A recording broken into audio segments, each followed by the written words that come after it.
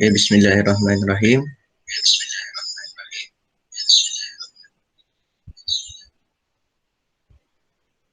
Assalamualaikum warahmatullahi wabarakatuh dan selamat pagi.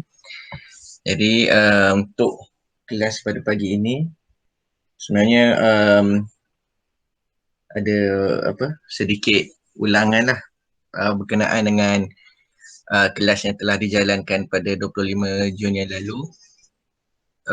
Di mana kelas pada 25 Jun yang lalu tu berkenaan dengan penjanaan idea dan juga canvas model bisnes. Jadi pada kelas pada pagi ini saya disebabkan ada kesilapan teknikal, saya terpaksa ulang balik berkenaan dengan penjanaan idea dan canvas model bisnes, dan juga ada satu tambahan iaitu teknik lepas tuai udang galah lah, iaitu bagaimana kita nak buat persiapan bila kita dah udang kita dah dapat saiz untuk tahap pasaran dan juga untuk kita jual udang tu. Okay, jadi di sini ada 3 lah subtopik, iaitu penjanaan idea, canvas model business dan juga teknik lepas tuai udang galah. Okay, untuk yang pertama kita masuk pada pengenalan kepada penjanaan idea, dalam bahasa Inggerisnya dipanggil sebagai brainstorming lah. Jadi untuk cara bagi mengembangkan idea, sebenarnya ada 3 cara utama, iaitu pertama sekali adalah percambahan pemikiran, iaitu kalau dalam bahasa Inggerisnya idea generation lah, di mana idea generation ni macam mana cara kita untuk cambahkan ataupun untuk kita kembangkan sesuatu idea kita. Macam contoh kita letak idea kita tu adalah udang. Jadi macam mana cara untuk kita kembangkan apa idea-idea yang boleh dikeluarkan melalui udang. Kemudian yang keduanya adalah pernyataan pemahaman ataupun dalam bahasa Inggerisnya insight statement. Insight statement ni adalah sesuatu yang kita kena dia sebagai satu jawapan lah kepada setiap jawapan kepada setiap pernyataan daripada pencambahan pemikiran tadi. Macam contoh yang udang kan, udang. Jadi apa pernyataan pemahaman dia berhasil daripada idea pencambahan pemikiran daripada udang tu. Nanti yang pernyataan pemahaman ni saya akan terangkan dengan lebih lanjut lah. Dan yang terakhir sekali, persoalan kepada permasalahan. Persoalan kepada permasalahan ni ataupun dalam bahasa Inggeris ni kita panggil sebagai how might we lah. How might we ni adalah macam mana cara untuk kita kembangkan lagi idea kita daripada permasalahan yang berlaku. Macam contoh kita ada satu permasalahan kan, lepas kita dah buat pencambahan pemikiran, kita dah buat pernyataan pemahaman, lalu kita buat satu persoalan kepada permasalahan yang berlaku selepas kita kena pasti masalah-masalah yang berlaku daripada 2 benda tersebut. Lalu kita buat persoalan kepada permasalahan ni untuk kita brainstorm balik, untuk kita kembangkan lagi idea untuk mencari jawapan yang terbaik kepada permasalahan yang berlaku. Okay. Jadi di sini ada 6 syarat utama lah untuk kita aplikasikan sewaktu kita nak kembangkan idea kita. Yang ni kita boleh cubalah buat di rumah ke, buat di tempat kerja ke. Dia orang kata apa, fleksibel lah, di mana-mana pun boleh buat.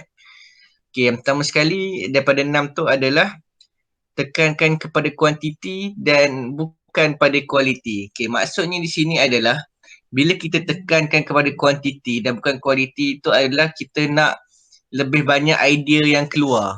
Dan jika kita pergi kepada kuantiti dan bukan kualiti, maksudnya idea yang berkualiti pun akan masuk sekali, sebab kita akan push diri kita, kita akan tekan pada diri kita untuk banyak lagi idea, banyak lagi idea, dan dalam masa yang sama idea-idea yang berkualiti tu akan keluar sekali pada idea yang kita tekankan kepada kuantiti. Kemudian yang keduanya adalah tiada idea yang buruk.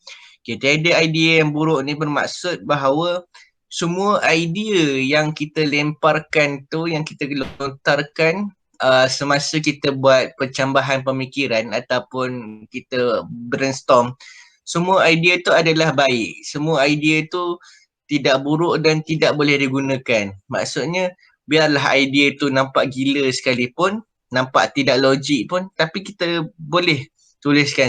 Sebab kadang-kadang daripada benda yang tidak logik, yang orang kata apa, tidak masuk akal, itulah yang tiba-tiba menjadi trending ataupun ikutan orang ramai.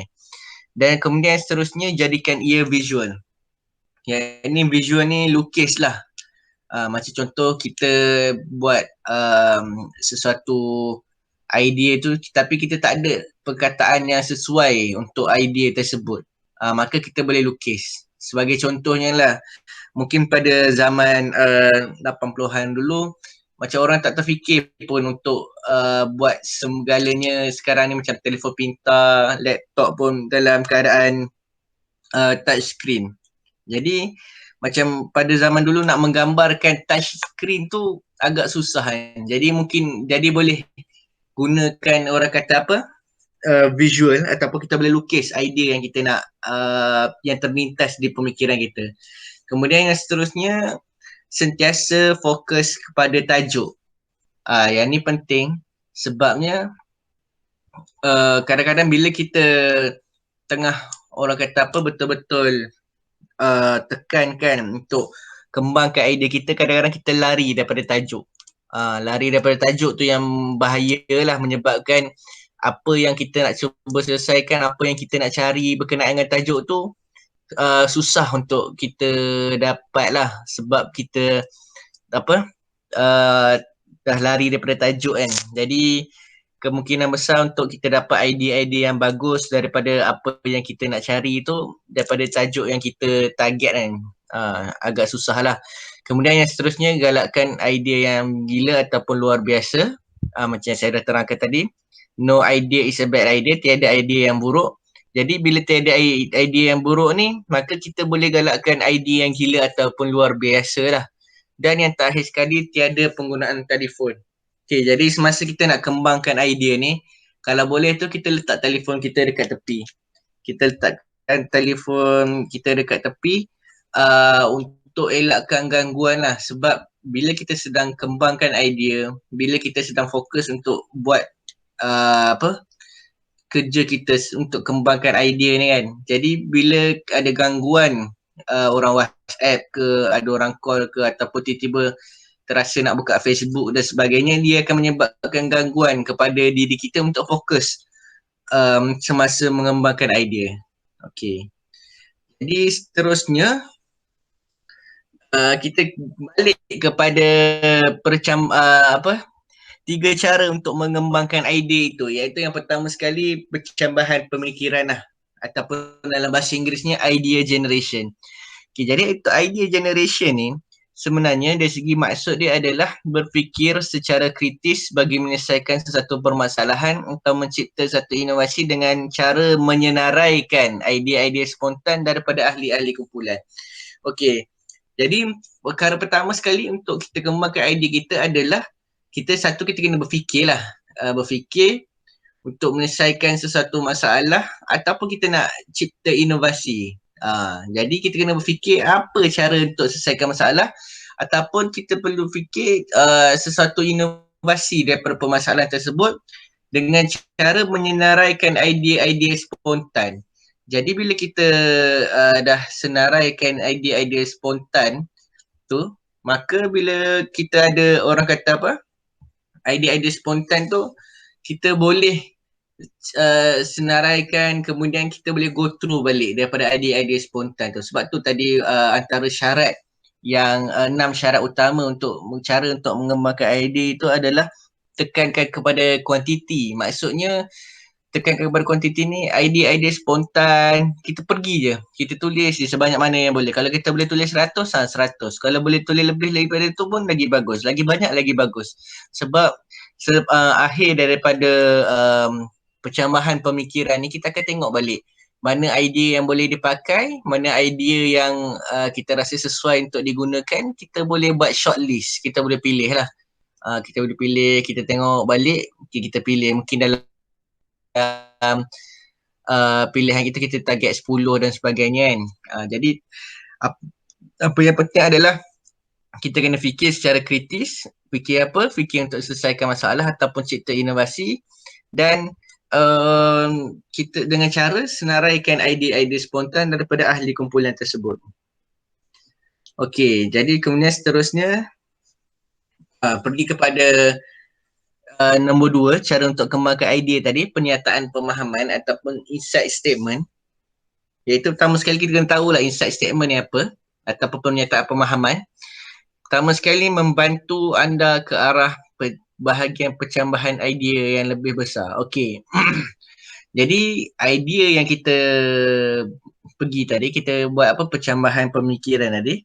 Kita dah go through, kita dah buat banyak semua dan kemudian kita akan go through satu mana yang kita nak pilih kan, yang kita rasa sesuai, yang kita rasa macam okey dan boleh buat benda ni.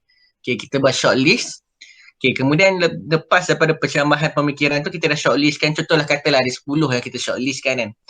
Okay, jadi kemudiannya kita tengok tujuan pernyataan pemahaman tu adalah untuk mendapatkan isi yang penting daripada tema tersebut. Okay, jadi kita tengok tema tersebut, contohlah kita cerita pasal udang dia, udang mahal, udang apa penggunaan antibakteria dan sebagainya kan, penggunaan apa bahan-bahan kimia. Lepas tu ada masalah pemangsa dan sebagainya tu. Okay, kemudian kita asingkan mana yang permasalahan tu tadi. Kemudian kita boleh buat orang kata apa insight statement lah, pernyataan pemahaman kepada permasalahan yang telah kita shortlistkan ni, senarai pendek tadi, sebab kita nak tengok isi yang penting pada tema tersebut. Kemudian yang ketiganya, kita kena tahu ianya bukan mudah dan adakala perlukan lebih daripada 2 ayat pemahaman untuk mencari jalan penyelesaian. Okay, jadi sebenarnya pernyataan pemahaman ni kita buat satu ayat yang kita akan kembangkan kita akan kembangkan permasalahan tersebut, ataupun dengan cara yang paling mudahnya adalah kenapa benda tu terjadi. Contohnya lah, kita ada permasalahan dari segi pemangsa kan. Okay, kenapa pemangsa tu terjadi, pemangsa tu ada kan. Jadi ayat statement kita adalah untuk menjawab persoalan kenapa tu tadi. Kenapa pemangsa ada. Kita boleh buat insight statement kita, kolam kita dekat dengan kawasan hutan, kolam kita tidak berpagar, kolam kita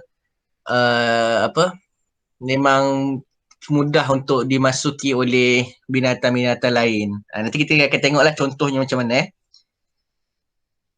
Contoh ni contohnya yang saya ambil daripada orang kata apa yang berlaku dalam IMK lah.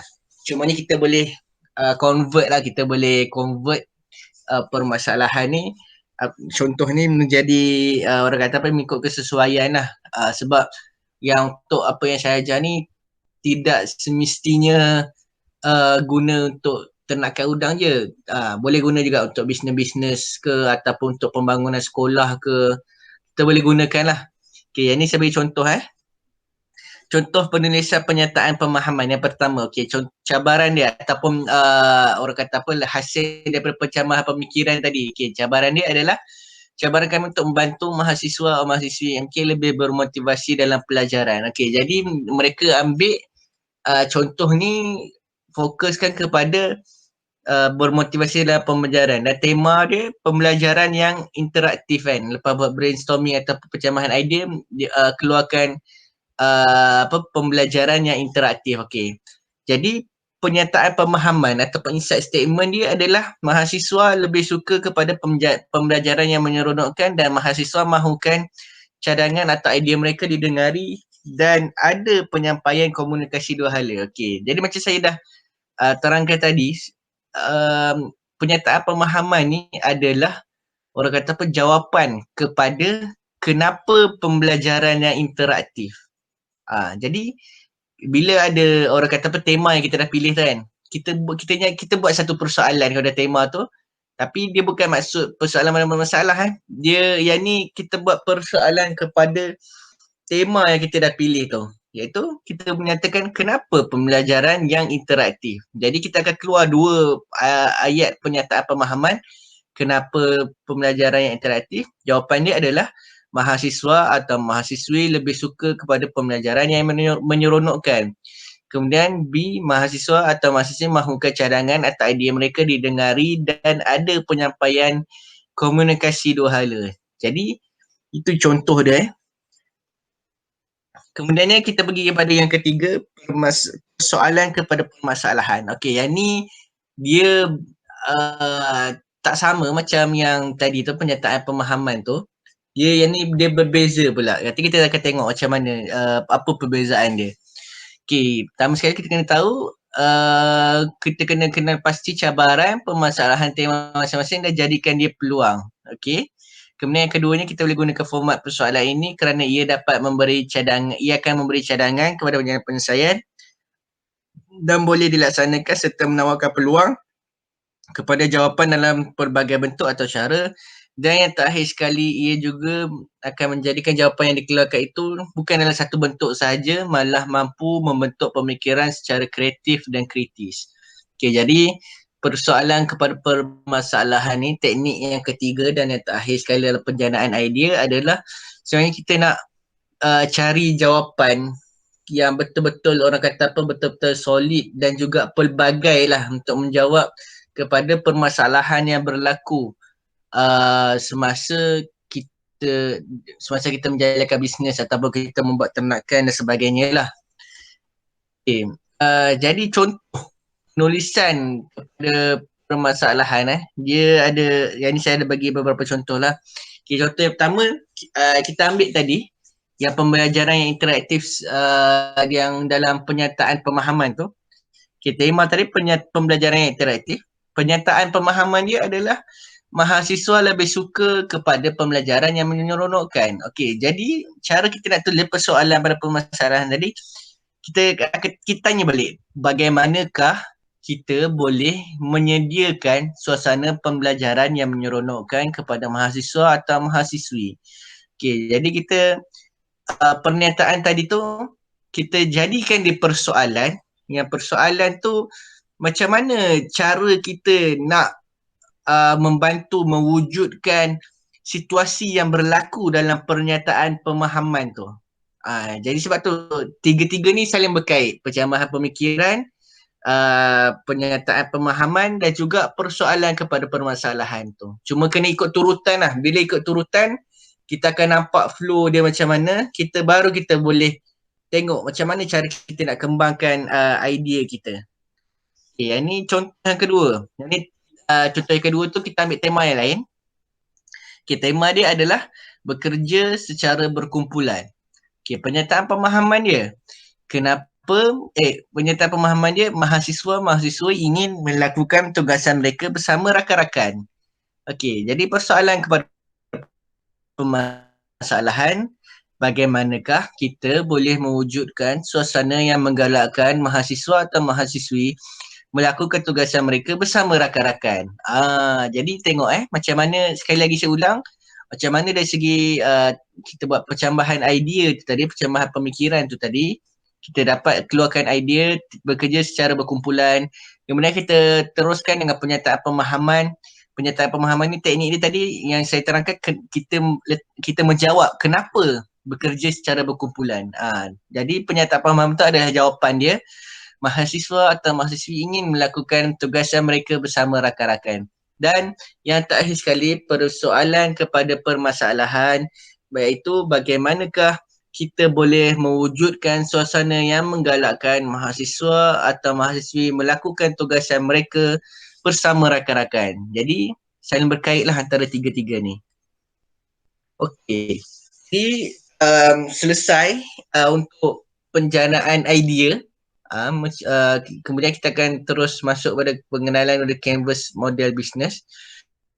Okey, jadi untuk penjanaan idea, sebelum saya masuk kepada subtopik yang baru, apa yang saya nak tekankan, pertama sekali kita kena kuasai lah tiga benda tadi tu.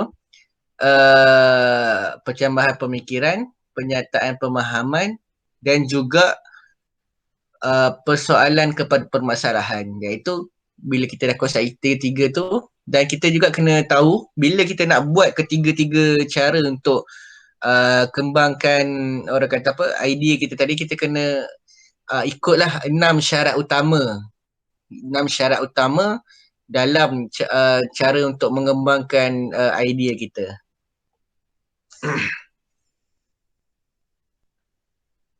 Okay, kemudiannya kita teruskan kepada pengenalan canvas model business.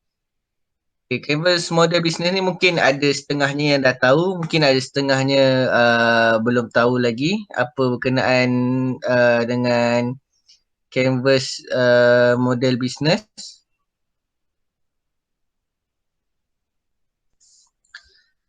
Okay,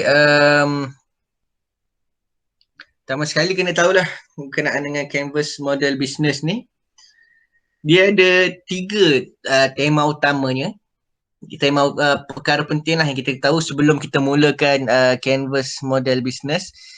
Iaitu yang pertama sekali merupakan pengurusan strategik dan template rujukan untuk startup untuk membangunkan atau merekod model bisnes yang baru atau sedia ada. Okay, jadi basically dia sebenarnya canvas model business ni merupakan orang kata ringkasan lah kepada business plan kita.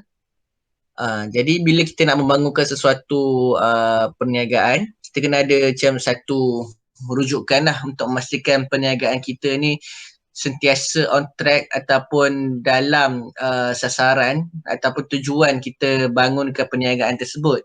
Jadi canvas model business ni merupakan template rujukan ataupun ringkasan kepada business plan kita.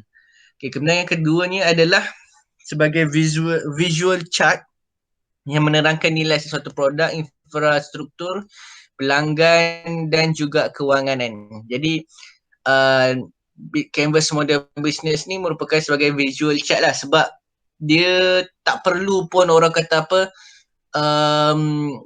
penulisan yang banyak muka surat. Dia hanya satu, macam orang kata apa, satu muka surat yang ada petak-petak tu. Petak-petak tu kita boleh isi apa yang kita nak, mengikut orang kata apa susun atur dia lah macam mana.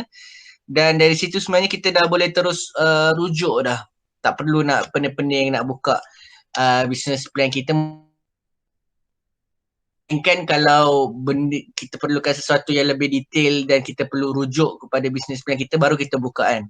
Cuma kalau kita nak sekadar nak sekali lalu je tengok, kita boleh tengok pada canvas model business kita tanpa perlu rujuk pun kepada business plan.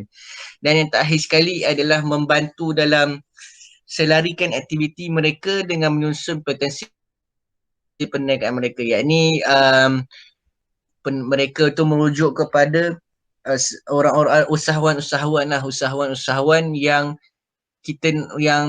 orang kata apa, nak tengok balik dari segi aktiviti perniagaan mereka tu adakah betul apa yang seperti dirancang ataupun dah lari daripada track ke dan sebagainya lah. Jadi sebenarnya canvas model business ni sebagai satu rujukan lah untuk sama-sama semak kembali betul tak kita punya landasan perniagaan yang sedang kita jalankan. Okey, jadi sebelum ni saya pernah bagilah template ataupun orang kata apa, satu macam lampiran berkenaan dengan canvas model business. Yang ni tuan-tuan boleh isi sendirilah macam mana cara nak isi dia. Cumanya yang ni saya akan terangkan berkenaan dengan macam mana cara nak susun atur berkenaan dengan canvas model business ni daripada mula sampai habis lah. Okay, jadi sini ada 9 petak. Jadi mana kalau tengok di situ saya dah listkan, saya dah senaraikan macam mana nak mula daripada nombor 1 sampai nombor 9. Jadi kita tengok macam mana pertama sekali dia ada nilai saranan yang pertama, yang kedua segmen pelanggan, yang ketiga saluran, yang keempat hubungan pelanggan, yang kelima aliran pendapatan, Kemudian seterusnya 6 aktiviti utama, 7 sumber utama, 8 rakan kongsi utama dan 9 struktur kos. Okey, jadi ada 9 kotak di sini dan cara nak mengisi dia adalah kita kena tengok satu persatu dan juga kita kena ikut flow yang saya dah nyatakan tu tadi. Okey, jadi kita akan tengok satu persatu macam mana. Pertama sekali, yang pertama adalah nilai saranan. Di mana nilai saranan ialah kombinasi produk atau servis yang menghasilkan nilai kepada pelanggan, iaitu apabila pelanggan menggunakan servis atau produk kita lah. Dan kena tahulah bahawa usahawan perlu mengetahui target pelanggan ataupun sasaran pelanggan. Nanti kita akan masuk di segmen pelanggan. Dan kemudian pasti nilai utama atau teras yang ingin disampaikan kepada pelanggan. Jadi nilai saranan ni sebenarnya kita kena tahulah apa sebenarnya benda ataupun nilai yang kita nak berikan kepada pelanggan kita tu yang mungkin berbeza dengan orang lain. Sebagai contoh lah, sebagai contoh, saya bagi contoh udang kan. Udang tu okey, orang lain pun jual udang juga. Jadi apa yang nilai kita nak berikan kepada mereka? Jadi mungkin kita boleh katakan di sini adalah udang yang kita nak berikan nilai produk yang kita nak berikan tu adalah udang yang murah, bebas daripada penyakit dan juga kepelbagaian produk. Maksud kepelbagaian produk ni adalah mungkin kita boleh buat packaging yang cantik ke ataupun buat packaging yang terus letak pes kari ke pes goreng kunyit ke dan sebagainya lah. Jadi di situ adalah nilai ni yang membezakan antara perniagaan kita dengan perniagaan orang lain. Mungkin orang lain tu jual udang mahal. Kita boleh kata nilai yang kita beri, kita jual udang murah. Mungkin orang lain ada guna bahan kimia dalam ternakan udang mereka. Mungkin kita boleh kata kita punya ternakan udang kita ni bebas daripada penggunaan bahan kimia. Jadi nilai saranan ni adalah apa yang kita berikan sekali kepada kita berikan dalam produk kita tu kepada pelanggan kita. Yang tu yang membezakan antara kita dengan peniaga-peniaga yang lain. Okey, jadi yang keduanya adalah segmen pelanggan. Okey, segmen pelanggan ni ataupun bahasa mudahnya lah target customer, sasaran iaitu pelanggan sasaran kita. Jadi kita kena tahu segmen pelanggan ni ialah satu aktiviti yang membahagikan pelanggan kepada kumpulan tertentu berkaitan dengan pemasaran seperti pembahagian dari segi umur, jantina, minat dan tabiat berbelanja. Okey. Jadi untuk segmen pelanggan ni kita kena tahulah kepada siapa yang kita nak jual udang tu. Mungkin kita boleh katakan pengusaha hotel ataupun pengusaha kedai makan ataupun pemborong, orang kata apa, pengusaha kolam pancing dan sebagainya. Jadi kita kena buat satu pembahagian di mana siapakah segmen pelanggan kita dan bagaimana orang kata apa target ataupun orang kata dari segi jantina ke, dari segi umur ke, dari segi minat dan tabiat berbelanja. Mungkin kalau kita tengoklah udang galah ni macam contoh kalau udang galah untuk makan kan, mungkin umur yang mereka yang sudah lanjut ataupun mereka yang dah tua lah, dah termasuklah golongan warga emas mungkin kurang untuk makan udang galah ni sebab mungkin nak jaga dari segi makanan ataupun kita tengok juga orang-orang yang mungkin yang ada alergi ke ataupun orang-orang yang ada penyakit seperti gout dan sebagainya mungkin tak makan lah udang galah ni. Cuma sebab tu kata kita kena tengok balik macam mana cara kita buat pembahagian segmen pelanggan kita. Kemudian seterusnya kita kena tahu waktu kita buat segmen pelanggan kita tu, kita kena tahu menentukan data yang akan dikumpulkan dan bagaimana ia akan dikumpulkan. Kita kena tahulah macam contoh kita target pengusaha restoran kan. Macam mana cara kita nak kumpulkan data berapa banyak pengusaha restoran dan berapa banyak pengusaha restoran yang menawarkan menu udang galah dalam restoran mereka. Jadi kita kena tahulah macam mana cara kita nak kumpul data dan bagaimana ia dikumpulkan. Kemudian kumpul data dan integrasikan data tu.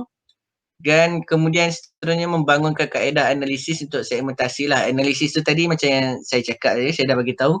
Mungkin kita kena asingkan dari segi umur, dari segi jantina, dari segi minat dan tabiat berbelanja lah. Dan yang keempat, mewujudkan komunikasi efektif antara unit perniagaan seperti pemasaran dan perkhidmatan pelanggan. Okey, yang ni dia akan berkait juga dengan yang kotak yang ketiga iaitu saluran. Jadi di sini lebih kepada macam mana kita nak capai pelanggan kita tu lah, pelanggan sasaran kita. Dan yang terakhir sekali, melaksanakan aplikasi untuk menangani dengan berkesan data dan tindak balas dengan maklumat yang diberikan. Okey, jadi bila kita dah ada maklumat, kita dah ada data, kita dah analisis kan. Jadi macam mana cara kita nak sampai kan ataupun orang kata apa, bagi tahu kepada segmen pelanggan kita tu apa yang kita boleh bagi kepada mereka. Okay, kemudian yang ketiga, saluran. Saluran ni adalah untuk menyampaikan nilai saranan kepada pelanggan anda, iaitu pengeluar atau usahawan yang menggunakan saluran sebagai alat penyampaian lah, ataupun kita panggil istilah mudahnya adalah macam mana cara ataupun saluran apa yang kita gunakan untuk marketkan bisnes kita. Ada setengah orang mungkin guna Facebook, ada setengah orang mungkin guna selain daripada media sosial tu mungkin mereka menggunakan iklan-iklan di papan kenyataan, di papan di tepi-tepi jalan tu, yang billboard tu dan sebagainya. Jadi sebenarnya banyak cara lah untuk kita sampaikan nilai saranan kepada pelanggan kita. Okay, yang pertama sekali kita kena tahulah langkah-langkah penggunaan saluran. Dia ada 4 langkah, iaitu pertama sekali kena pasti saluran pelanggan. Kena tahulah, macam contoh kalau kita macam orang-orang muda yang bekerjaya, mungkin mereka banyak ada akaun di Facebook, maka kita target sasaran mereka, sasaran kita dekat Facebook. Kemudian yang keduanya mungkinlah kita target pada pengusaha restoran. Jadi pengusaha restoran ni mungkin kita kena approach ataupun kita kena berbincang secara berdepan dengan pemilik restoran tersebut. Sama jugalah kalau kita target pengusaha hotel dan sebagainya. Okay, kemudian seterusnya titik sentuhan, iaitu penyampaian produk atau servis antara pelanggan boleh dibataskan atau divariasikan dengan pelbagai strategi. Okay, jadi saluran kita ni orang kata tak boleh hanya fokus kepada satu cara sahaja. Macam contoh, kita hanya fokuskan untuk iklan di billboard di tepi-tepi jalan, di papan di tepi-tepi jalan sahaja, tanpa perlu mengambil kira iklan di media sosial kan. Jadi penyampaian ataupun saluran yang kita gunakan tu tidak berapa efektif lah, sebab ada orang kata apa, batasan ataupun limit yang berapa ramai orang yang kita boleh capai. Sebab contohlah kalau kita hanya fokus pada billboard saja yang di tepi jalan, mungkin orang di Kelantan saja ataupun di negeri yang kita menetap saja tahu kan. Cuma kalau kita fokus pada media sosial mungkin boleh pergi sampai ke serata Malaysia lah, ataupun mungkin international dan sebagainya. Jadi orang kata kena pelbagaikan strategi lah dalam membuat saluran kita. Dan yang ketiga, menilai kekuatan sesuatu saluran menggunakan kaedah SWOT analisis. Okay, SWOT analisis ni dia adalah orang kata apa, pembahagian, iaitu SWOT. S tu strength, kekuatan kita, W weakness, kelemahan, O opportunity, peluang, dan T threat, ancaman. Jadi kita boleh buat pembahagian kepada 4 benda yang saya nyatakan tadi. Kemudian kita tengoklah saluran-saluran kita tu mana yang orang kata apa, banyak kekuatan, mana yang ada kelemahan dan sebagainya lah. Dan yang terakhir, mengenal pasti dan membina saluran baru untuk pelanggan. Okey, yang ni kita kena tengok macam mana selepas kita beranalisis kepada pelanggan-pelanggan kita, kita kena tahulah mungkin ada setengah pelanggan yang kita nak capai tu, kita kena orang kata apa, kena pasti saluran yang baru. Sebagai contohnya lah, sebagai contoh, kita ada supply ataupun membekalkan udang galah ni dengan toke pancing, kolam pancing udang galah. Jadi kita tahu bahawa ramai orang yang suka mancing udang galah ni. Mungkin kita boleh buat iklan kita dekat kolam pancing tersebut. Siapa yang nak beli udang galah secara burung ke dan sebagainya, boleh letak iklan dekat situ. Okay, dan dalam masa sama, ia telah mewujudkan satu saluran baru lah, sebab bila pelanggan datang, mungkin pelanggan tu dia tak pernah tengok pun, tak pernah jumpa pun kita di Facebook ke dan sebagainya. Bila pelanggan tu datang di tempat kolam pancing tu tengok ada iklan kita dan berminat untuk membeli produk kita, maka kita telah bina satu saluran baru lah untuk pelanggan, untuk capai pelanggan kita lah. Untuk capai pelanggan kita, yang mana saluran baru tu adalah saluran yang lain daripada yang sedia ada yang kita telah buat. Kemudian seterusnya, hubungan pelanggan ataupun dalam bahasa Inggerisnya customer relationship lah, yang di mana sebenarnya hubungan pelanggan ni adalah macam mana cara kita nak jaga hati pelanggan tu lah, supaya kita ada pelanggan-pelanggan yang tetap untuk beli kita punya barang ataupun produk. Okay, jadi kita tahulah sebuah organisasi perlu memilih jenis hubungan yang akan dimiliki dengan segmen pelanggan untuk mewujudkan kestabilan dalam perniagaan.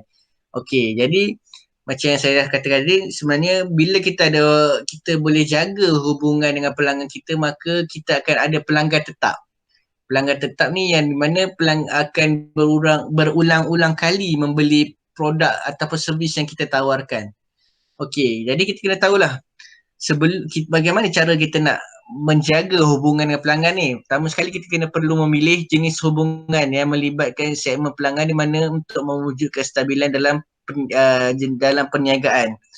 Okey, jadi kita kena tahu, kita kena pilih macam mana kita nak ada, orang kata apa, hubungan yang baik dengan pelanggan kita tu. Sebagai contohnya lah, mungkin kita boleh buat ada setengah tempat lah. Macam contoh kita tengok di stesen-stesen minyak. Jadi cara mereka nak menjaga hubungan pelanggan mereka adalah mereka buat kad yang di mana setiap kali mereka isi minyak tu dah akan dapat point. Akan dapat orang kata apa, point yang pada waktu akan datang, sekiranya point tu dah banyak, dia boleh tebus sama ada nak isi minyak ataupun dapat barang-barang kan. Jadi cara orang kata apa, bagaimana stesen minyak tu menjaga hubungan pelanggan mereka supaya pelanggan mereka tu berulang kali isi minyak di stesen minyak mereka tu adalah mereka memilih jenis hubungan yang mana segmen pelanggan mereka tu ialah orang-orang yang berkenderaan yang mengisi minyak tu boleh dapat point setiap kali mereka isi minyak. Okay, kemudian yang kedua, mengenal pasti jenis hubungan yang akan anda hadapi dengan pelanggan. Jadi kita kena tahulah, contoh kita nak buat macam tadi, mungkin buat kad keahlian ke, nak buat diskaun ke, nak bagi macam cabutan bertuah ke dan sebagainya. Jadi kita kena pastilah apa jenis hubungan bersama pelanggan yang kita nak orang kata apa, adakan. Macam contohnya macam yang saya kata tadi, mungkin nak buat kad ke, nak bagi diskaun dan sebagainya. Dan yang terakhir sekali, nilai dari pelanggan perlu diukur lah. Jadi kita kena tahulah waktu kita nak bagi apa orang kata apa, kita nak jaga hubungan dengan pelanggan kita ni, pastikan kita kena tahu apa yang nilai yang kita bagi tu kan. Sebab kita punya target ataupun sasaran kita adalah bila kita bagi nilai kepada pelanggan ni, sebenarnya kita dengan harapan bahawa kita nak pelanggan kita tu berulang kali beli dengan kita kan. Tapi bila kita terlalu bagi nilai sampai kan, tapi orang kata apa, kesan ataupun manfaat yang kita nak peroleh, iaitu dengan mewujudkan pelanggan tetap tak kesampaian, maka kita perlu semak kembali nilai-nilai yang kita berikan. Sebab bila kita terlalu memberi, pastikan apa yang kita beri tu setimpal lah dengan apa yang kita harapkan lah. Sebab bila kita terlalu memberi sangat tapi dalam masa sama kita tidak membuat pengiraan kos kita, maka akan berlaku orang kata apa, permasalahan lah yang menyebabkan perniagaan kita tu akan ada masalah yang akan berlaku nanti. Kemudian yang seterusnya adalah aliran pendapatan.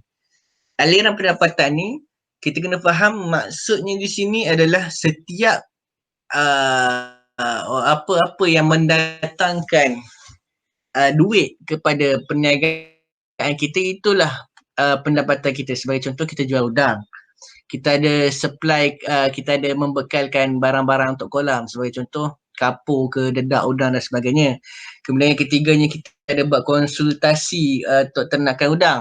Orang bayar kepada kita. Itu pun dah termasuk juga pada aliran pendapatan. Okay, jadi kita kena tahulah aliran pendapatan ni ada satu kaedah yang seharusnya diikuti oleh sebuah syarikat atau perniagaan untuk memperoleh sumber pendapatan. Macam saya kata tadi, setiap segala apa juga sekalipun yang mendatangkan duit kepada syarikat kita, itulah aliran pendapatan kita.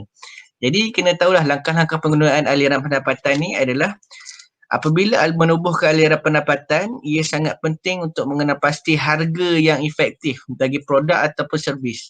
Okay, jadi kita kena tahulah dalam menetapkan sesuatu harga tu, kita pertama sekali kita kena tahu kos kepada setiap produk kita, yang setiap servis kita, dan kemudian lepas kita dah kira kos tu, baru kita tetapkan berapa banyak, berapa persen untung yang kita nak, dan kita kena ada harga ceiling dan juga harga lantai lah. Anda kata sekiranya macam contoh harga ceiling kita tu kita letak dalam maksimum berapa yang kita boleh tawarkan, dan harga lantai tu minimum yang kita boleh tawarkan. Kemudian yang keduanya menyelarakan atau menilai kesesuaian penetapan harga berdasarkan keadaan atau situasi. Okey, yang ini sebenarnya kita kena tengok balik lah. Kita kena selalu semak kembali untuk kita tetapkan kesesuaian harga. Sebagai contoh, macam contohnya kalau tiba-tiba dedak udang naik harga dedak naik, mungkin kita kena semak balik.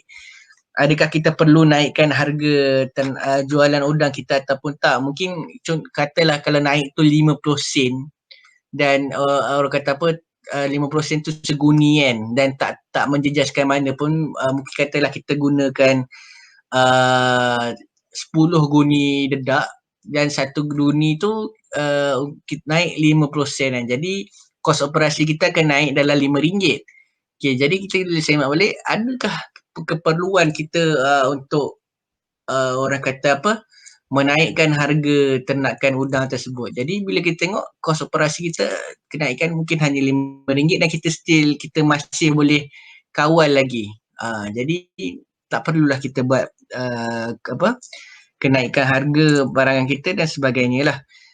Dan yang terakhir sekali, reflect pada peluang terbuka yang boleh dijadikan sebagai sesuatu perniagaan. Macam yang saya kata tadi, kadang-kadang bila kita dah menjalankan bisnes ni, ada juga perkara-perkara yang di luar jangkaan kita, yang di mana tiba-tiba menjadi orang kata satu pendapatan juga kepada kita. Sebagai contohnya tadi, konsultasi kan, consultation, yang di mana kita tak terfikir pun nak buat consultation ni, kita hanya fokus pada jualan udang sahaja. Tetapi bila dah ramai tengok kita dah boleh buat jualan udang, ramai yang minta khidmat nasihat, jadi kita boleh buat satu perkhidmatan konsultasi berbayar lah kepada semua peserta kita ni, kepada semua pembeli kita ni.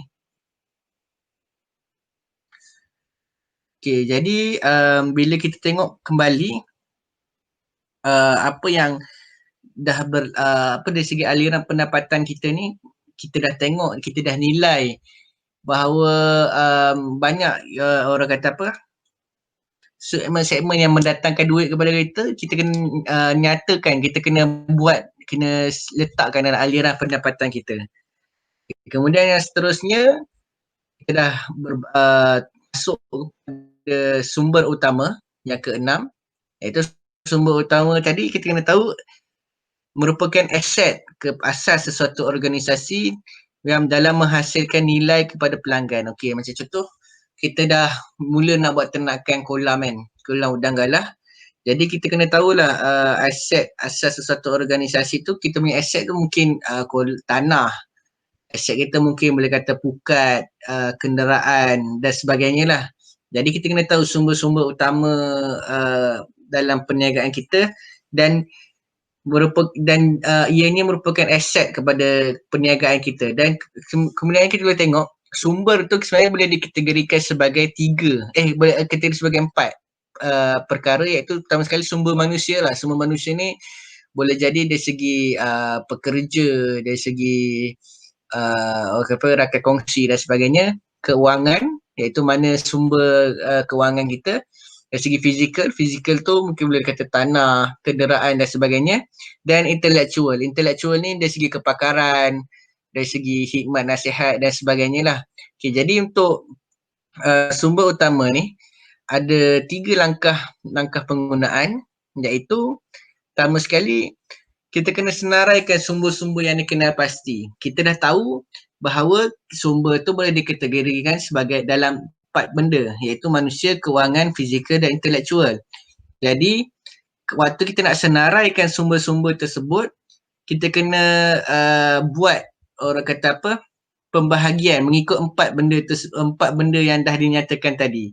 Jadi bila kita dah buat pembahagian dan kita dah senaraikan, baru kita tahu okey, sumber utama kita ada berapa banyak dan sebagainya. Okay, kemudian yang seterusnya dapat memberikan satu gambaran yang jelas mengenai produk akhir ataupun servis yang diperlukan untuk dibentuk oleh pelanggan dan sumber apakah yang boleh dibuang ataupun dalam maksud lainnya akan boleh mengurangkan kos kita lah. Okay, jadi bila kita dah buat satu senarai pendek untuk pembahagian sumber-sumber kita tadi, kita sebenarnya kita boleh tahu mana sumber yang kita rasa benda ni penting dan mana sumber yang kita rasa benda ni kurang penting ataupun pada masa hadapan baru nak guna benda tu. Contohnya kita dari segi orang kata apa, penggunaan kenderaan.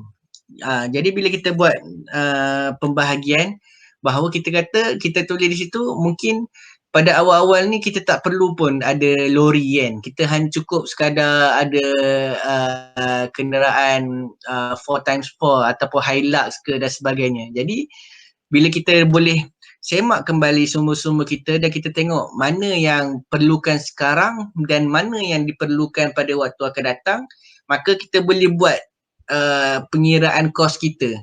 Jadi bila kita dah tahu pengiraan kos kita yang lebih mudah, jadi bila kita dah tahu, kita boleh tengoklah apa, mana yang perlu didahulukan, mana yang boleh di orang kata apa, dikemudiankan.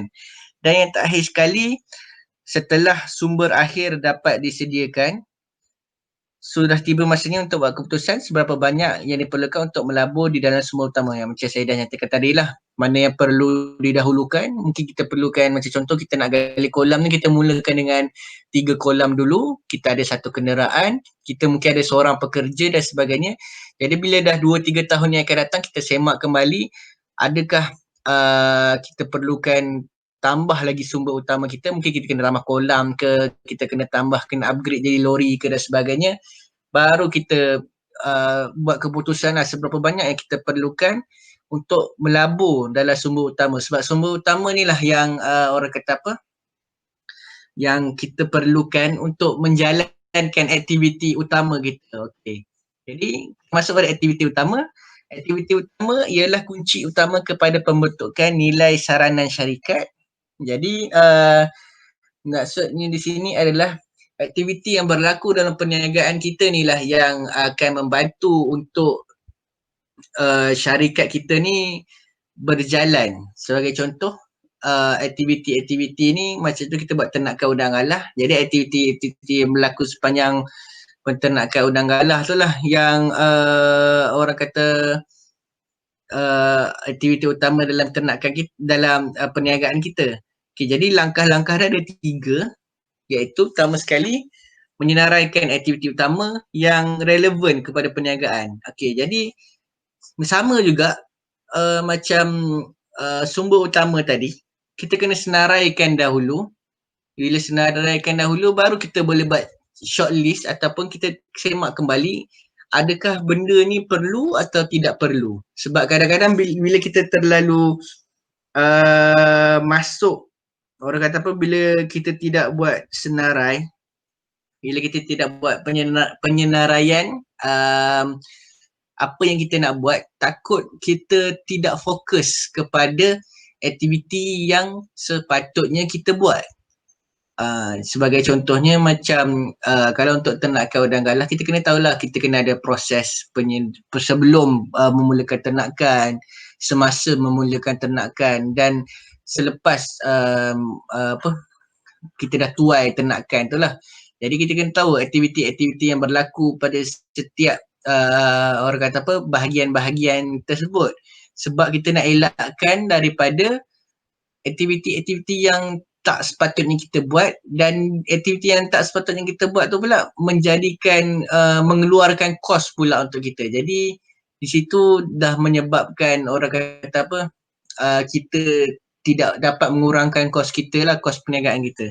Okay, kemudian yang seterusnya, aktiviti ini merupakan proses yang paling efektif, proses yang paling penting yang menjadikan model bisnes yang lebih efektif lah. Okay, jadi sebab dah dinyatakan bahawa aktiviti ini adalah kunci utama kepada pembentukan nilai saranan syarikat, dan jadi kita kena faham aktiviti inilah merupakan proses paling penting menjadikan model bisnes ini lebih efektif dan bergerak.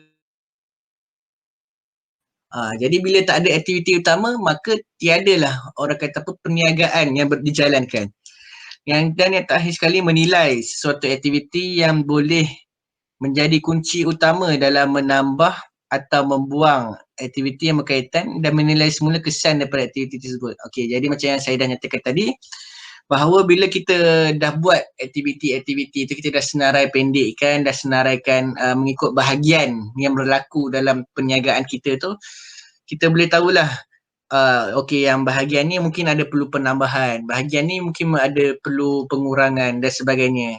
Sebab kita perlu nilai daripada semasa ke semasa lah, untuk setiap aktiviti yang kita dijalankan, untuk memastikan model bisnes kita sentiasa efektif, sentiasa berjalan dengan lancar, dan untuk mengelakkan orang kata pertambahan kos yang disebabkan aktiviti kita tu. Okay, kemudiannya rakan kongsi utama. Okey, rakan kongsi utama ni, pertama sekali kita tahulah rakan kongsi utama ni dia terbahagi kepada dua bahagian lah. Dua bahagian, iaitu pertama sekali dengan rakan kongsi ni, mungkin rakan kongsi dari segi bentuk kewangan, iaitu mungkin dari segi rakan-rakan kongsi yang mengeluarkan modal bagi perniagaan kita. Sebagai contohnya, mungkin rakan-rakan investor lah, pelabur, rakan dari segi mungkin rakan kawan kerja kita ke, ataupun dari segi perbankan ke dan sebagainya lah. Dan yang kemudian yang keduanya adalah rakan-rakan yang akan membantu kita melicinkan perniagaan kita. Sebagai contohnya agensi-agensi kerajaan, ataupun rakan kita yang mempunyai kepakaran dari segi ternakan dan sebagainya lah. Jadi ada dua kategori yang kita boleh bahagikan di situ. Kita kena tengok balik sebab tujuan utama, tujuan untuk mengadakan rakan kongsi ni ialah untuk mewujudkan operasi yang efektif dan diselaraskan, dapat mengurangkan risiko yang dikaitkan dengan mana-mana model perniagaan. Okay, jadi kita kena, sebab bila kita dah ada rakan kongsi ni, kita tahu orang kata apa, mana nak rujuk, mana yang kita perlukan bantuan dan sebagainya. Sebab tujuan dia adalah untuk mewujudkan operasi yang efektif dan dapat mengurangkan risiko. Jadi mungkin dari segi kewangan kita ada bantuan dari segi kewangan, dari segi kepakaran kita ada bantuan dari segi kepakaran dan sebagainya. Jadi kita dapat mengurangkan risiko perniagaan kita daripada kita memulakan secara berseorangan. Kemudian yang keduanya, sesuatu organisasi dapat dibentuk, dapat membentuk kerjasama dengan rakan kongsi dan pembekal yang berkualiti tinggi lah. Okay, yang ni kita kena tengok balik, senaraikan juga rakan kongsi kita, siapa yang kita perlu buat kerjasama. Jadi dari situ kita akan tahulah siapa yang orang kata apa, boleh kita lakukan kerjasama, siapa yang kita akan tengok dari segi siapa yang kita perlu minta bantuan dari segi kewangan, siapa yang perlu kita minta dari segi kepakaran dan sebagainya. Dan yang terakhir merupakan perhubungan antara pembekal dan rakan industri yang melengkapi antara satu sama lain untuk membentuk untuk syarikat untuk nilai saranan. Okey, yang ni bila kita dah ada hubungan dengan rakan kongsi tu, kita tahu dah mana yang kita nak cari pembekal, dekat mana kita nak pasarkan kita punya produk. Jadi di situ akan membantu syarikat lah untuk membentuk nilai saranan ni, iaitu produk yang kita tawarkan dalam ataupun servis yang kita tawarkan dalam perniagaan kita. Jadi bila kita dah tahu tu, maka kita boleh membentuk satu model perniagaan yang efektif.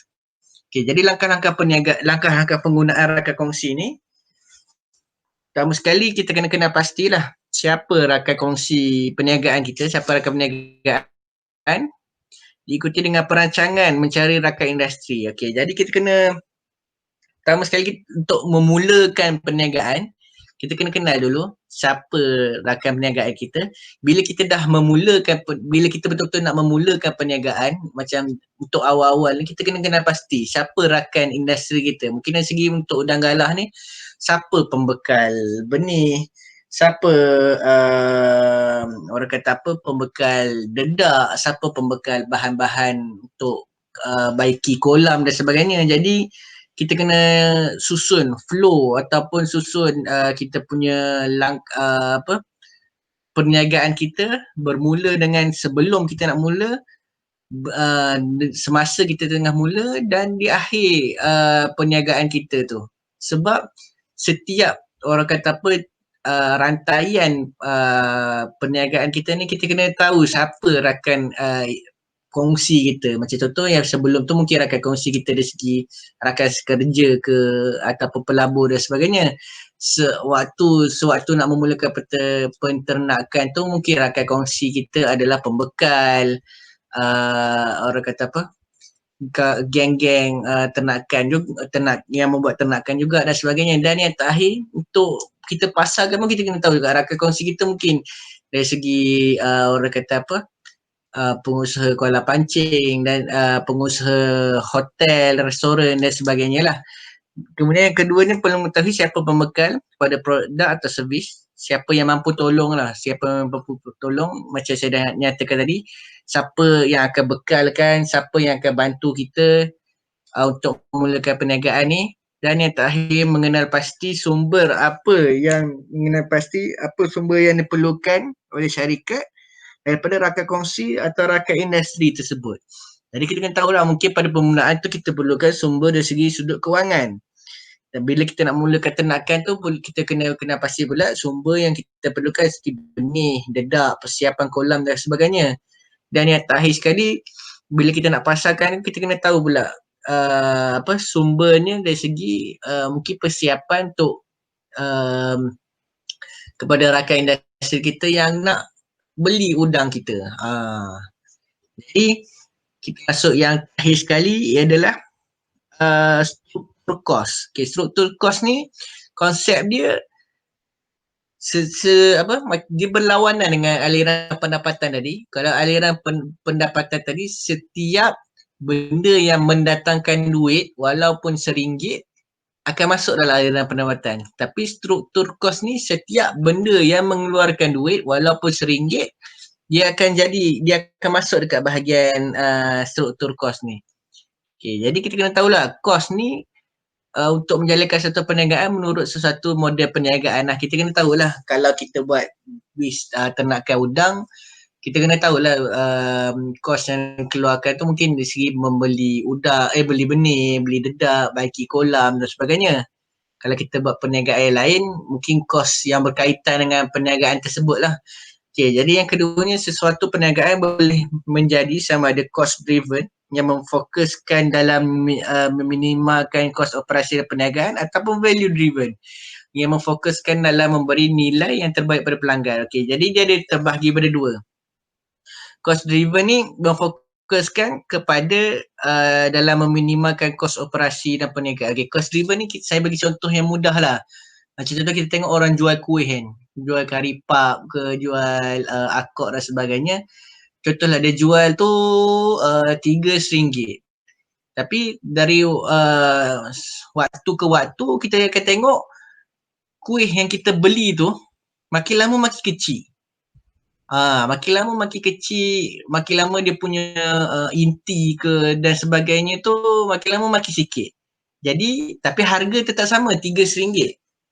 Jadi itu dinamakan sebagai cost driven lah, yang di mana memfokuskan dalam meminimalkan kos operasi, tapi dalam masa yang sama dia cuba untuk kekalkan harga tu. Tapi yang keduanya value driven. Value driven ni yang memfokuskan dalam memberi nilai terbaik kepada pelanggan. Kita ambil contoh sama macam kuih tadi. Pada mungkinlah pada tahun lepas dia jual RM3. Tapi tahun ni dia jual RM2. Tapi dalam masa yang sama masih lagi mengekalkan nilai, iaitu kuih tu lah, dari segi saiz dia, dari segi rasa dia, dari segi inti dia dan sebagainya tu masih lagi sama. Jadi dia fokus pada pemberian nilai dekat situ berbanding dengan cost driven ni. Cost driven tu dia cuba meminimalkan kos operasi dia, tapi dalam sama dia cuba maintain ataupun kekalkan harga dia. Tapi berbeza dengan value driven ni, dia bagi nilai yang sama dari segi harga, dari segi saiz ke, dari segi isi kandungan, dari segi rasa yang sama, tetapi harga dia tu dah berbeza. Jadi kalau mana-mana pelanggan yang nak beli value driven ni, dia lebih mahal lah, tapi nilai yang dia dapat tu berbeza dengan cost driven. Cost driven ni mungkin murah, tapi mungkin rasa dia dah tak sedap, saiz dia lebih kecil. Berbanding dengan value driven ni, saiz dia sama, tapi mungkin harga dia lebih mahal. Jadi dia ada beza situ lah, cost driven dengan value driven. Okay, kemudian seterusnya kita kena kenal pastilah semua kos yang terlibat dalam perniagaan. Macam yang saya dah kata tadi, setiap segala benda yang mendatangkan kos, yang menyebabkan kita keluarkan duit walaupun RM1, semuanya duduk dalam bawah struktur kos. Dan yang terakhir, senaraikan semua kos di BMC ataupun di Canvas Business Model di bahagian kos struktur, supaya kos tersebut boleh digambarkan secara visual, dan seterusnya merancang untuk setiap kos. Sebahagian kos mungkin boleh berkurangan melalui penilaian semula, manakala akan ada sebahagiannya yang meningkat sekiranya anda memilih untuk melabur dalam bahagian tertentu pada kepentingan masa yang akan datang. Okay, jadi bila kita tengok balik pada template ataupun yang petak-petak pada Canvas model bisnes tu dah, yang bila kita dah senaraikan semua kos kita sebenarnya bila kita nak menyenaraikan semua kos kita tu, kita kena tengok balik kepada 8 petak yang lain tu. 8 petak yang lain tu, mana benda-benda yang kita senaraikan tu mendatangkan menyebabkan kita mengeluarkan kos. Jadi kita boleh buat penilaian. Dan dalam masa yang sama, bila kita buat penilaian tu, kita kena tahu juga adakah penilaian yang kita buat tu sesuai pada waktu itu, ataupun penilaian yang kita buat tu mungkin penilaian yang akan dijalankan pada masa yang akan datang. Jadi bila kita buat penilaian secara berkala, kita boleh tahulah mana kos yang boleh kita kurangkan, mungkin ada kos yang perlu kita tambahkan. Jadi kita kena tahu setiap apa yang berlaku dalam perniagaan kita tu, mana yang mendatangkan kos tu bergantung kepada nilai yang kita nak beri. Sebagai contoh, kita target mungkin sasaran kita pada awal perniagaan, kita target udang galah saiz grade B je. Saiz yang dalam 30 ekor sekilo kan. Tapi mungkin pada perancangan yang akan datang, kita target untuk keluarkan udang galah premium sahaja, iaitu saiz grade A yang di mana 15 ekor sekilo. Jadi bila kita target, bila kita sasaran kita berubah, bisnes model kita berubah, dalam Canvas model bisnes nilai kita berubah, maka akan ada pertambahan ataupun mungkin akan ada pengurangan kos. Jadi kita sebenarnya struktur kos ni sama juga seperti yang bahagian-bahagian lain, perlu ada semakan dari semasa ke semasa lah, untuk memastikan kita punya bisnes relevan, efektif, dan juga kita kena semak kembali adakah perlu kita melakukan pelaburan ataupun perlu kita melakukan penambahbaikan dan sebagainya. Okay, kemudian yang ni orang kata apa, sebagai kerja sekolah lah, ataupun kerja kerja rumah lah untuk rujukan kepada tuan-tuan, yang mana sebenarnya tuan-tuan boleh buat sendirilah. Cumanya cara yang nak buat sendiri nanti bila saya hantar orang kata apa link yang telah direkodkan ini dalam grup WhatsApp, nanti tuan-tuan boleh tengoklah macam mana cara nak buat.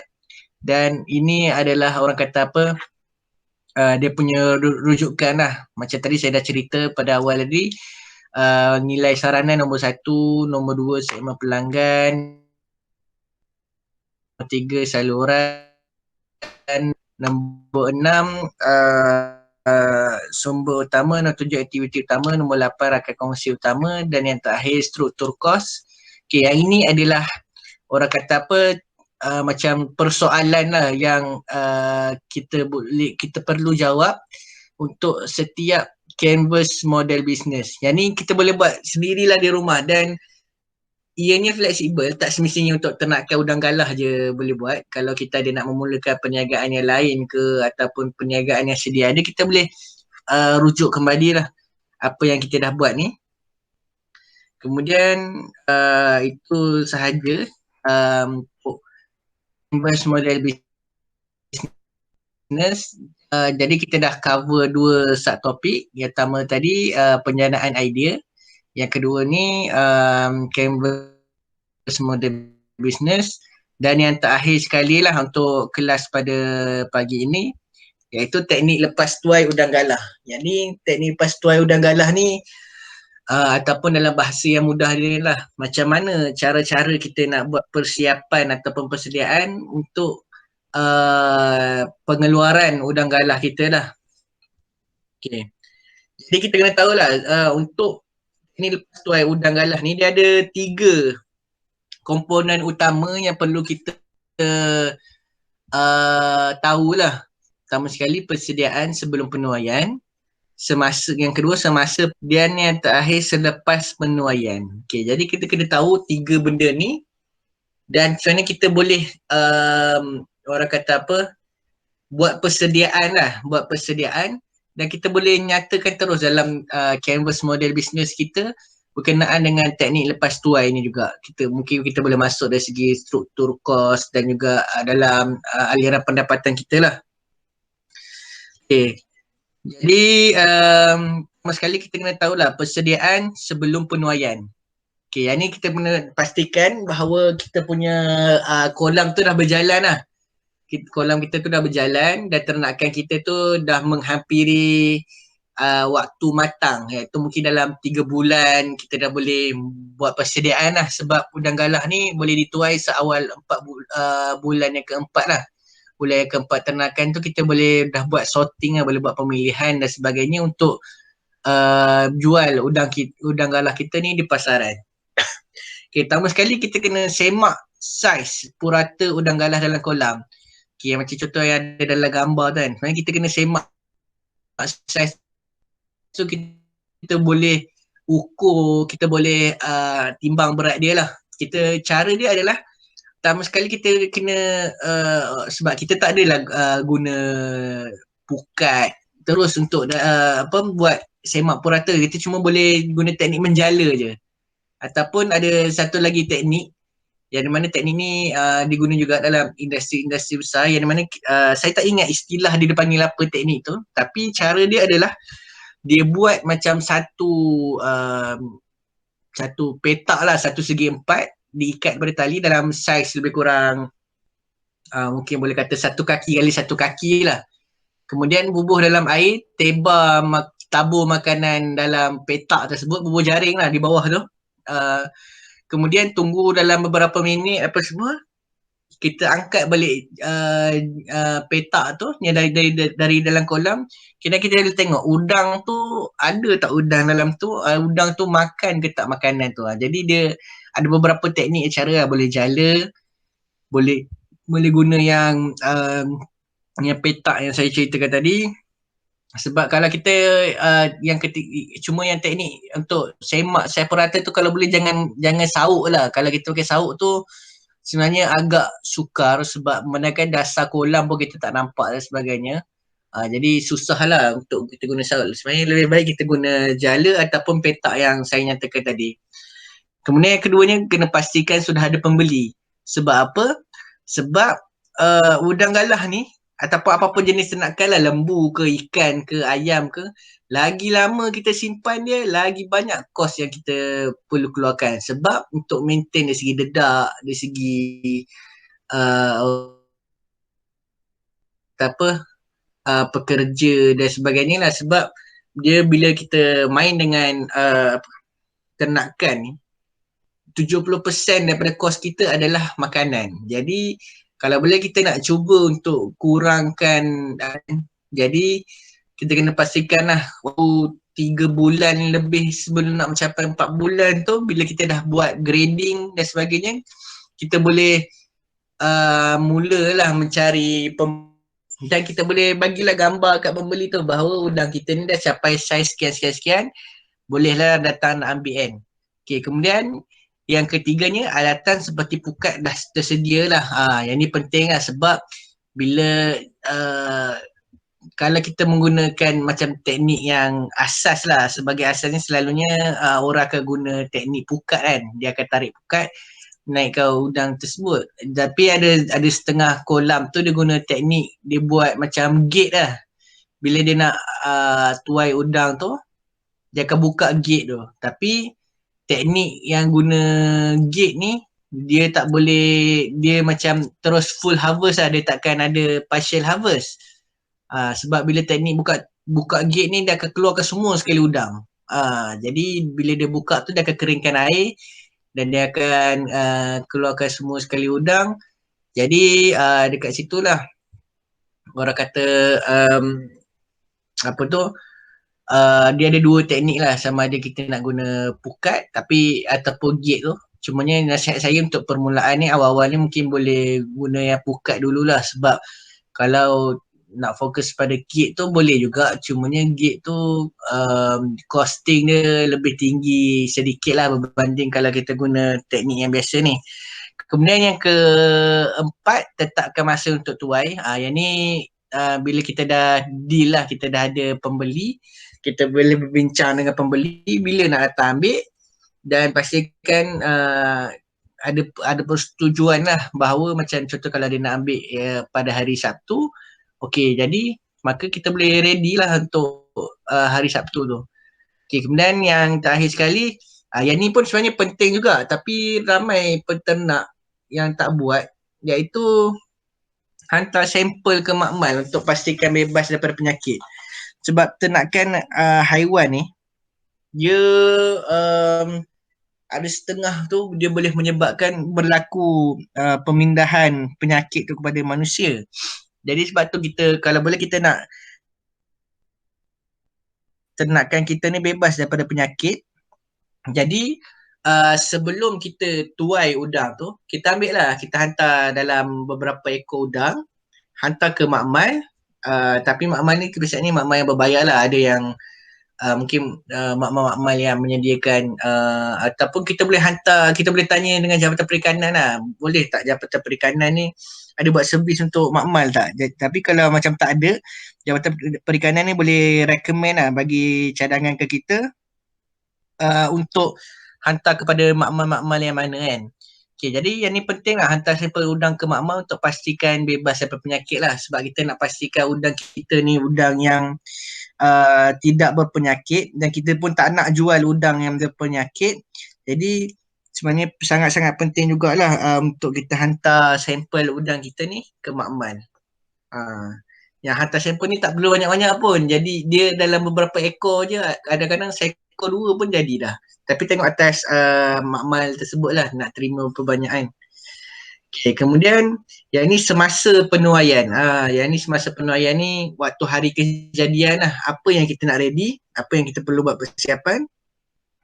Pertama sekali proses penuaian ni biasanya dijalankan pada waktu pagi lah. Pada waktu pagi, sebab proses untuk tuai udang ni dia ambil masa yang agak lama.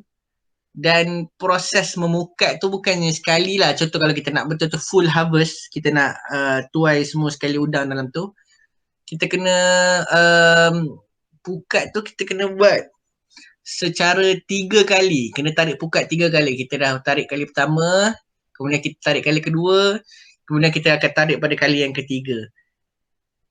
Jadi sebab itulah sebenarnya proses penuaian ni akan dijalankan waktu pagi lah. Waktu pagi tu tak adalah macam masih gelap lagi. Sebenarnya waktu macam pukul 7.30 ke pukul 8 tu okey dah lah untuk buat penuaian udang. Okey, kemudiannya kita boleh mula kurangkan air dalam kolam sekiranya kita nak tuai semua sekali. Jadi kita boleh buat kurangkan air dalam kolam lah. Sebab sebenarnya bila kita kurangkan air tu lebih mudah untuk kita buat proses penuaian. Lagi mudah kita nak tarik pukat tu lah. Dan yang ketiganya, udang yang telah dituai akan diasingkan. Okay, selalunya akan diletaklah dalam kolam simen. Setiap kolam udang alas ni dia ada kolam simen. Kolam macam dalam gambar ni. Dia akan letak dalam raga. Dan kemudiannya dia akan bubuh air apa semua. Dia akan biar dulu sampai pembeli tu datang. Yang ni kalau nak beli secara hidup lah. Kebiasaannya yang beli secara hidup ni pengusaha kolam pancing ataupun pengusaha restoran. Dan kemudiannya yang kedua dimasukkan ke dalam polistiren yang bercampur ais secara hidup. Dan kemudiannya terus diselotip lah sekiranya pembeli ingin membeli udang mati yang segar. Yang ni yang kalau kita nak pasarkan kepada pasar, kita nak bekalkan kepada pengusaha di pasar borong ke ataupun pengusaha kedai makan yang nak udang fresh kan. Yang ni cara dia ambil bekas polistiren. Jadi kita bubuh udang yang hidup-hidup kita lepas tuai tu, kita buat grading dan sebagainya. Kita tuai, kita masukkan ais, kemudian kita terus selotip. Sebab untuk memastikan kesegaran udang tu lah sepanjang perjalanan sehinggalah udang tu boleh dijual kepada pelanggan. Dan kemudian yang terakhirnya, yang ni selepas penuaian, yang terakhir lah untuk kelas pada pagi ni, pertama sekali kita kena semak keadaan kolam. Iaitu kita kena semak lah sistem air keluar masuk.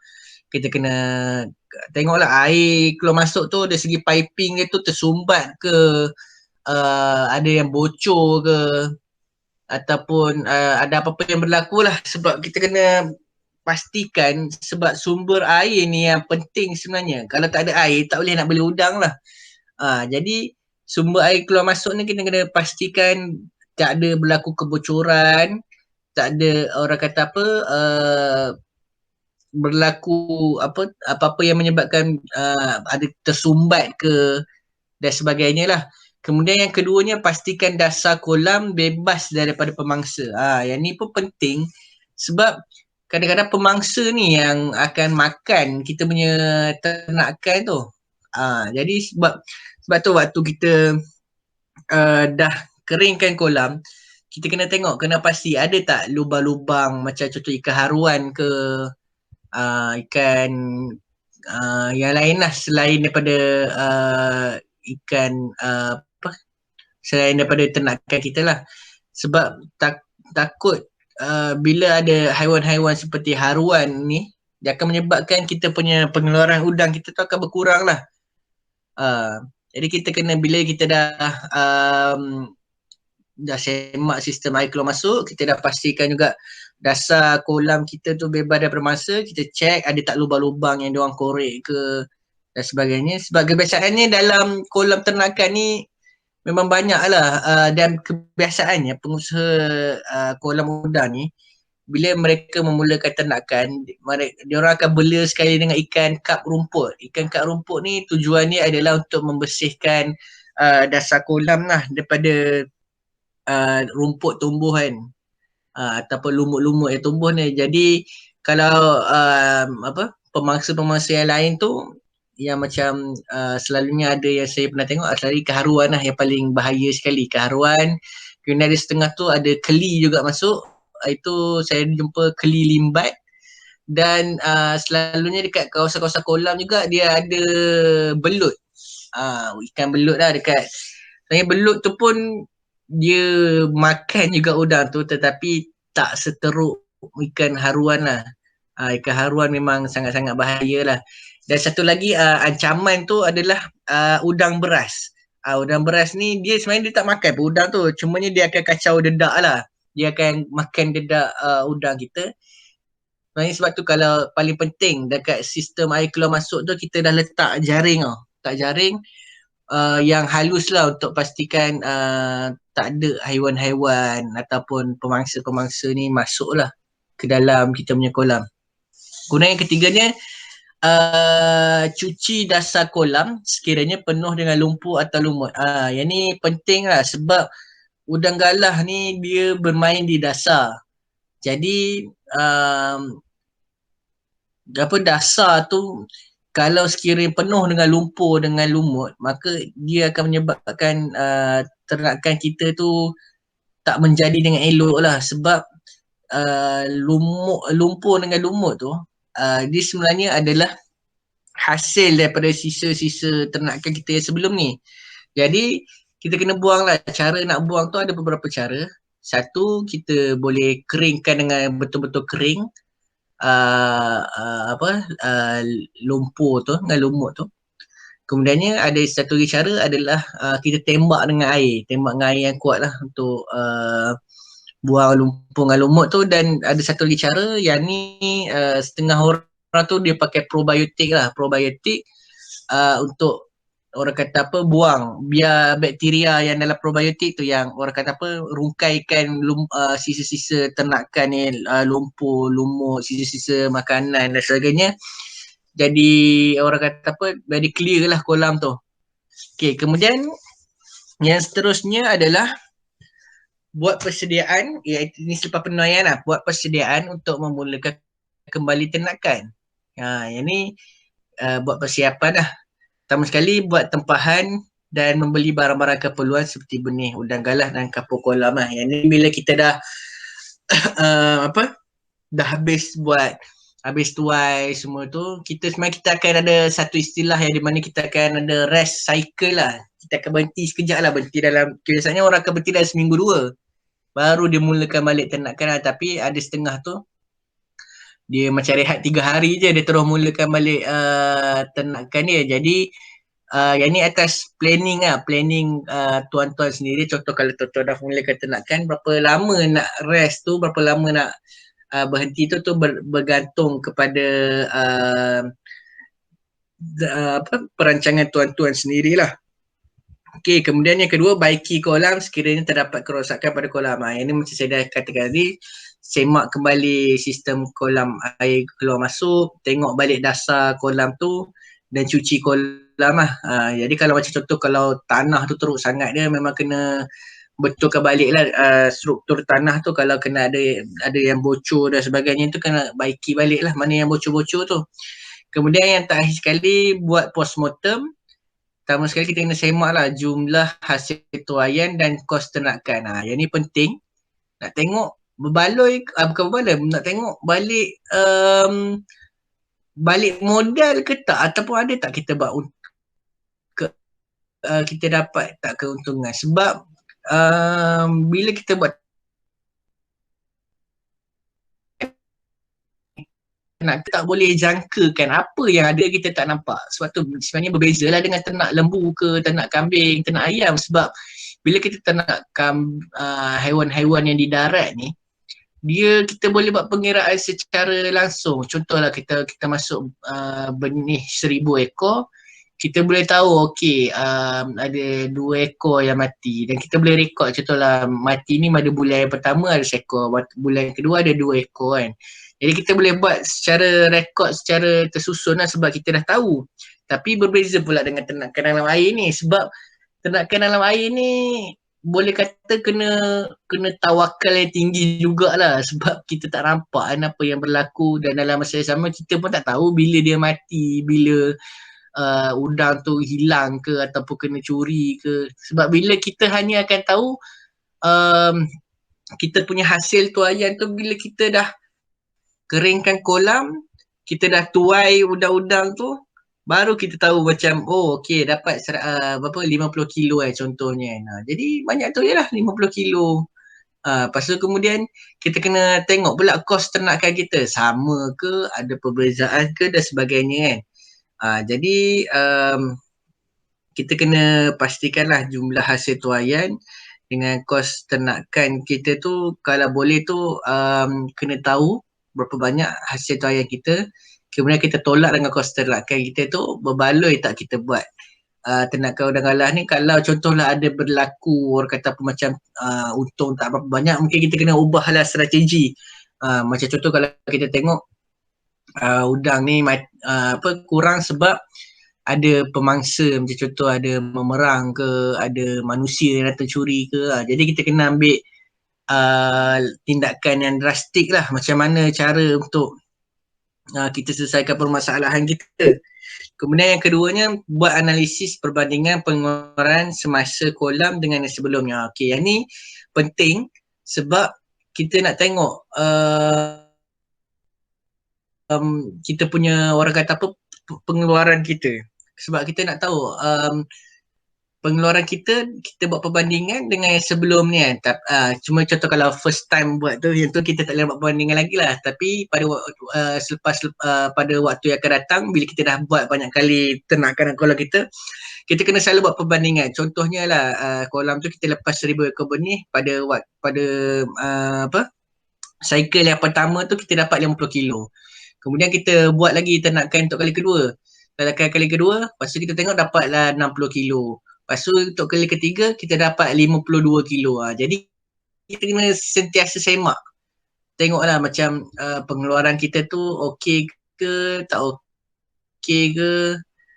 Jadi dari situ sebenarnya bila kita semak berulang-ulang kali, baru kita tahu mungkin ada cara kita perlu improve.